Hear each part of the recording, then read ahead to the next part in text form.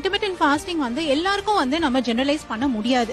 நீங்க ஏதாவது ஒரு சேனல் பார்த்துட்டு இல்ல இன்ஃப்ளூயன்சர் பார்த்துட்டு இந்த மாதிரி அவங்க சாப்பிட்றாங்க, பிளாக் காஃபில ஃபாஸ்டிங் பிரேக் பண்றாங்க, அந்த மாதிரிலாம் சொன்னா நீங்க அதை அப்படியே நீங்க ரியல் டைம் சினாரியோல உங்களோட பாடிக்கு அப்ளை பண்ணீங்கன்னா பின்னாடி வந்து நீங்க அந்த ஃபாஸ்டிங் விடும்போது உங்களுக்கு நிறைய கேஸ்ட்ரோஇன்டெஸ்டைனல் இஷ்யூஸ் வரலாம். இந்த டாக்டர்கிட்ட எனக்கு நிறைய கேள்வி இருக்குது. அதில் முதல் கேள்வி நான் கேட்குறேன், அது அவங்க பதில் சொல்கிறாங்களான்னு பார்ப்போம். இந்த வீடியோவில் அவங்கள டேக் பண்ணி தான் நான் போடவும் போகிறேன். அவங்க பதில் சொல்கிறாங்களான்னு நம்ம கேட்போம்.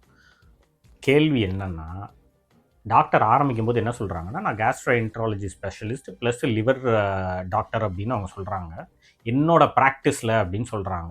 ஆனால் இவங்க ப்ராக்டிஸில் உதாரணத்துக்கு ஒரு நாளைக்கு ஒரு 2 பேஷண்ட் ஏதாவது ட்ரீட் பண்ணுறாங்க அப்படின்னு வச்சுக்கோமே, ரஃப்லி ஒரு 100 பேஷண்ட்டையாவது ட்ரீட் பண்ணியிருக்காங்க அப்படின்னா 100 பேஷண்ட்டை நான் ட்ரீட் பண்ணினதில் அதில் இன்டர்மிட்டன்ட் ஃபாஸ்டிங் வந்தவங்களுக்கு இந்தந்த பிரச்சனையெல்லாம் இருந்துச்சு அப்படின்னு சொல்லணும்.